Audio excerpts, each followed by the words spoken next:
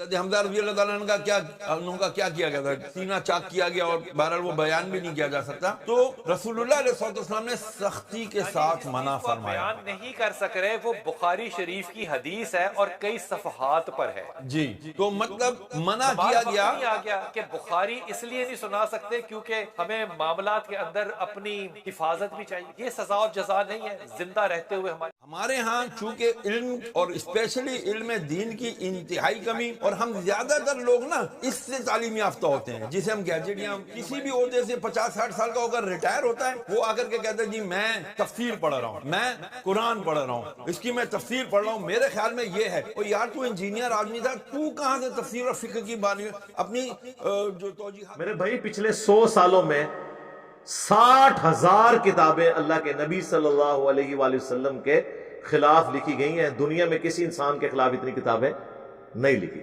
اور ان 100 سالوں میں جتنی تیزی سے اسلام پھیلا ہے نا، کوانٹٹی کے اعتبار سے، اس کی مثال آپ کو پچھلے 1200-1300 سال میں نہیں ملی. تو پروپیگنڈے سے فائدہ ہی ہوتا ہے. تو وہ پھر میں نے پروگرام سارا دیکھا. سب سے پہلے تو میں سید بلال قطب صاحب کو میں انہیں مبارکباد پیش کرتا ہوں کہ انہوں نے اس طرح کے پروگرام کنڈکٹ کرنے شروع کیے ہیں جس میں علماء کو بٹھا کر سینسٹیو ایشوز کے اوپر گفتگو کی جائے. یہ بہت ضروری ہے. دوسرا، اس پروگرام کی خصوصیت مجھے یہ لگی کہ اس میں انہوں نے نا علماء نے جو آرگومنٹس یا باتیں کی انہیں کنفرنٹ بھی کیا، یعنی کہ بھی آپ یہ جو بات کر رہے ہیں تو اس پہ یہ بات بھی بنتی ہے، اس کو بھی ذرا دیکھیں. یہ بڑا دلیری والا کام ہے. علماء اس طرح کی توہین اپنے حق میں برداشت کوئی نہیں کرتے، یہ میں آپ کو بتا دوں. وہ اس چیز کو عیب سمجھتے ہیں. بلکہ اسی پروگرام کے سٹارٹ میں وہ ایک بریلوی عالم تھے، وہ ہے مجہول ہی ہیں، مجہول سے مراد ہے کہ ان نون ہے، اتنے مشہور نہیں ہے. وہ کہنے لگے کہ سیدنا حمزہ ابن عبد المطلب رضی اللہ تعالیٰ عنہ علیہ السلام سے متعلق ایک حدیث ہے، اور وہ حدیث تھوڑی سی بیان کی. اس کے بعد انہوں نے کہا کہ میں یہ تو حدیث بیان بھی نہیں کر سکتا پوری. انہوں نے کنفرنٹ کیا. انہوں نے کہا ہاں جی مجھے بتائیں، جس ملک میں آپ وہ حدیث جس کو آپ کہہ رہے ہیں میں بیان نہیں کر سکتا، وہ صحیح بخاری میں موجود ہے، آپ صحیح بخاری کی حدیث آ کے پبلکلی بیان نہ کر سکیں تو ہم پھر کہاں کے مسلمان ہیں کہ ہم قرآن اور حدیث پبلکلی بیان نہیں کر سکتے. حضرت حمزہ رضی اللہ تعالیٰ عنہ کا کیا کیا گیا تھا؟ سینہ چاک کیا گیا، اور بہرحال وہ بیان بھی نہیں کیا جا سکتا. تو رسول اللہ علیہ السلام نے سختی کے ساتھ منع فرمایا. بیان نہیں کر سک رہے، وہ بخاری شریف کی حدیث ہے اور کئی صفحات پر ہے. جی، تو مطلب منع کیا گیا. نہیں آ گیا کہ بخاری اس لیے نہیں سنا سکتے کیونکہ ہمیں معاملات کے اندر اپنی حفاظت بھی چاہیے. یہ سزا اور جزا نہیں ہے، زندہ رہتے ہوئے ہماری. وہی بات جو ہم بھی کر رہے ہیں، یہ کبھی بھی نہیں کر سکتے.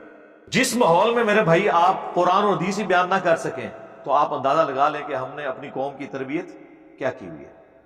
تو میرے بارے میں جو اس میں بات ہوئی نا، وہ بریلوی مولانا صاحب بات کرتے کرتے پتہ نہیں ان کے دماغ میں کیا تھا. ہم تو علماء کے اعصاب کے اوپر ویسے ہی سوار ہیں.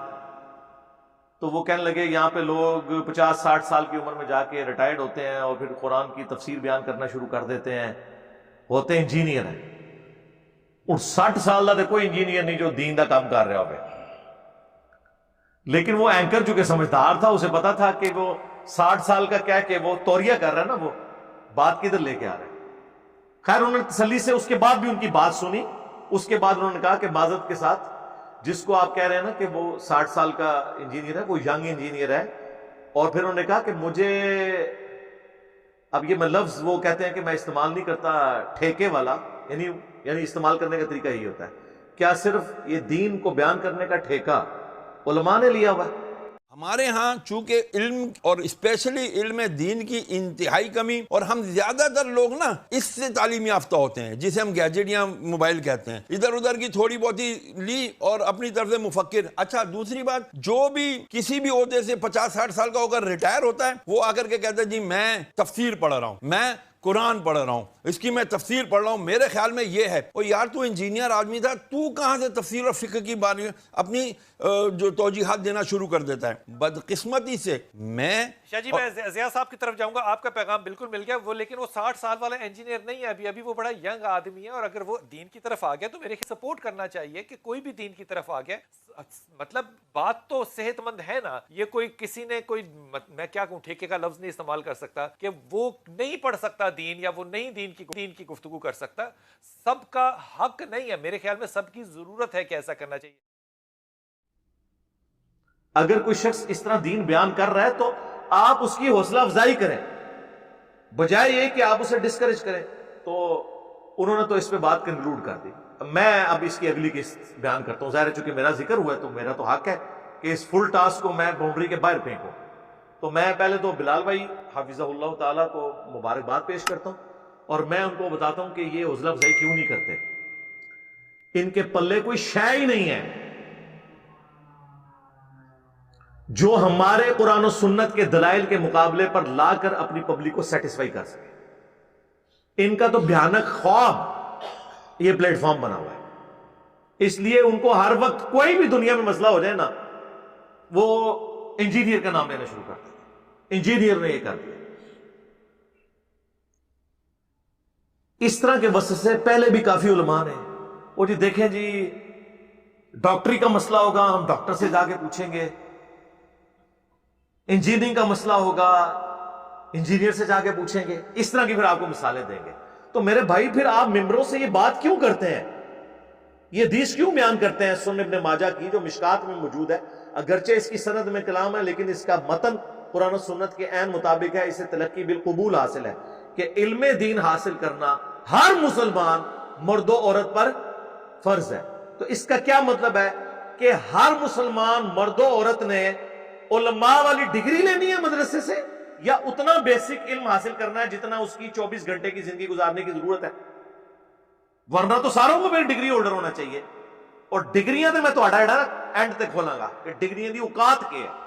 ویسے تو ساری ویڈیوز کھل چکی اوقات. تو کہیں گے نہیں ہر بندے کو علم دین حاصل کرنا چاہیے. پھر جامعہ ترمذی کی ایک حدیث ہے, اس کی سند میں کلام ہے لیکن اس کو سپورٹیو ابن عباس کا قول ہے کہ حکمت مؤمن کی گمشدہ میراث ہے, جہاں سے بھی ملے اسے حاصل کر لو. ہے کہ نہیں؟ نبی صلی اللہ علیہ وآلہ وسلم کو قرآن میں کون سی دعا سکھائی گئی ہے؟ اے اللہ میرے عشق و سرور میں, میرے وجدان میں اضافہ کر دے, یا قل رب زدنی علما, اے میرے رب میرے علم میں اضافہ کر دے. ہے نا؟ قل هل يستوي الذين يعلمون والذين لا يعلمون انما يتذكر اولو الالباب. اے نبی تم فرماؤ بھلا علم والے یا بغیر علم والے برابر ہو سکتے ہیں؟ نصیحت تو نہیں حاصل کرتے مگر عقل والے. عشق دے چلے نہیں سر, نا نا نا نا, عقل والے عشق دے چلے جڑے نے اتنے میرے ہتھوں مارے گئے, اگوں فرشتیاں دے ہتھوں مارے گئے. عقل والے انما یخشی اللہ من عبادہ العلماء. اللہ کی خشیت اور معرفت تو صرف اہل علم کو ہے, اور علم سے مراد صرف حنفی بریلوی ڈگری. ہاں نہیں, صرف حنفی دیوبندی ڈگری نہیں, صرف اہل حدیث کی ڈگری نہیں, یہ تو سارے 8 سال کے کم یونیورسٹی ایران کی 17 سال کی شیعہ کی ڈگری. اے تو اڈی ڈگریاں دی اوقات ہے. ایک ان پڑھ بھی بریلوی دیوبندیوں کے بڑے عالم دین کو کہے گا وہ تو ہے ہی گمراہ, تو مراد یہ ہے کہ اس سے بڑا وہ عالم ہے. اور ایک عام ان پڑھ دیوبندی بریلویوں کے علماء کو کہے گا یہ تو ہے ہی گمراہ. اس کا مطلب ہے کہ دیوبندیوں کا عام ان پڑھ بندہ بریلویوں کے علماء سے بڑا ہے.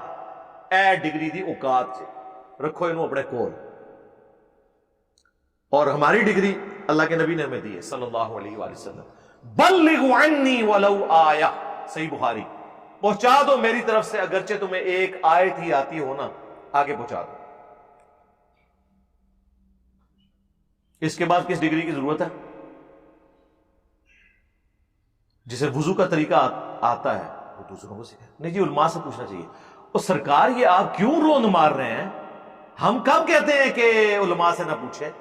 ہم ہی تو ہیں جو کہتے ہیں پوچھو مولویوں کو کتنے لکھے. ہاں وہ کہتے نہیں اگلا جملہ نہ بولو بس اے پوچھو کہ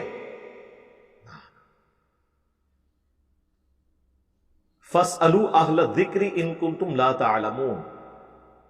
سوال کرو اگر تمہیں علم نہیں ہے تو ان لوگوں سے جو اس فیلڈ کے ایکسپرٹ ہیں. بالکل. میں آپ کو بتاؤں میں میکینیکل انجینئرنگ کے دوران میں ٹاپرز میں سے تھا. مجھے نہیں یاد پڑتا کہ کوئی دن گزرے ایسا جس میں نے کسی استاد کی غلطی بھری کلاس میں نہ نکالی ہو ادب کے دائرے کے کہ سر یہ اس طرح نہیں ایسے. اور مجھے نہیں یاد پڑتا کہ ان 5 سالوں میں کبھی کسی استاد نے مجھے ڈانٹا ہو یہی کہا کہ بیٹا تھینک یو. یہ کیا کہتے ہیں؟ Thank you. چپ کے باہر سٹو یہ جرت سانو پوچھ رہے. یعنی آپ دیکھیں کہ دنیاوی ٹیچرز میں اتنا حوصلہ ہے جو ان مولویوں میں نہیں ہے. پھر کہتے ہیں یہ ہماری عزت نہیں ہے. بھئی عزت کرواؤ نا. اور مجھے یہ بتائیں آج تک آپ کسی آنکھ کے اسپیشلسٹ کے پاس گئے ہوں آنکھ کا علاج کروانے اور وہ آپ کو آگے سے یہ مشورہ دے کہ یار یہ آپ کی آنکھ ٹھیک ہو جائے گی لیکن دائیں آنکھ ٹھیک کرنے کے لیے آپ کا دایاں پاؤں کاٹنا پڑے گا. تو آپ کیا کہیں گے؟ ٹھیک ہے فرما دیا اسپیشلسٹ نے فرما دیا لات بٹوا لو گے؟ کیا کہو گے کہ یار اتنی تو اگر مجھے بھی ہے کہ آنکھ کے لیے پاؤں کو کاٹنا پڑے گا. آپ کسی دوسرے کے پاس جائیں گے تیسرے کے پاس جائیں گے تو پتہ چل جائے گا کہ ڈنگر ہے. یہی پتہ چلے گا نا. تو علماء کے مسئلے میں بھی جب ایاک نعبد و ایاک نستعین کے بعد آپ بابوں کو پکارنا سن رہے ہوتے ہیں تو اس وقت آپ کی عقل کیوں نہیں کام کرتی کسی دوسرے کی بھی بات سنیں کہ وہ کیا کہتا ہے اس مسئلے میں کہ واضح لکھا ہوا ہے کہ عبادت اللہ کی کرنی ہے مدد اسی سے مانگنی ہے. ادھر جب آپ کو مولوی کہانی کراتا ہے جی روٹی امی سے نہ مانگے. بھئی کس نے کہنا مانگ؟ قرآن میں لکھا ہوا ہے کہ مانگ ماں سے. وَتَعَاوَنُوا عَلَى الْبِرِّ وَالتَّقْوَى وَلَا تَعَاوَنُوا عَلَى الْإِثْمِ وَالْعُدْوَانِ. نیکی اور پرہیزگاری کے کاموں میں ایک دوسرے کی مدد کرو برائی میں الگ رہو. لیکن دعا مانگنا ظاہری اسباب تو ٹھیک ہے دعا صرف اللہ کے ساتھ خاص. بارش کون برساتا ہے؟ اللہ. ڈیوٹی کس کی؟ فرشتوں کی. تو بارش کس سے مانگیں گے؟ اللہ سے. فرشتوں سے مانگیں گے مشرک. اور یہ قرآن کا فتویٰ ہے. اَمَّن يُجِيبُ الْمُضْطَرَّ إِذَا دَعَاهُ وَيَكْشِفُ السُّوءَ وَيَجْعَلُكُمْ خُلَفَاءَ الْأَرْضِ. بھلا بتاؤ تو کون ہے جو مشکل اور پریشانی میں گھرے ہوئے شخص کی فریاد کو سنتا ہے اس کی تکلیف اس سے دور کر دیتا ہے تمہیں اگلوں کا خلیفہ کرتا ہے اس زمین پر. اَإِلَٰهٌ مَّعَ اللَّهِ.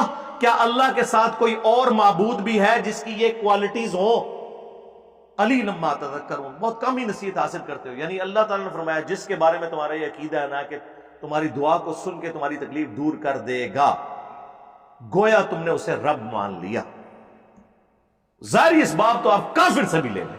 بخاری مسلم میں حدیث ہے نبی علیہ السلام نے تو یہودیوں سے بھی لین دین کیا. اپنی وفات کے وقت بھی آپ علیہ السلام کی جو زرہ ہے وہ گروی رکھی ہوئی تھی ایک یہودی کے پاس.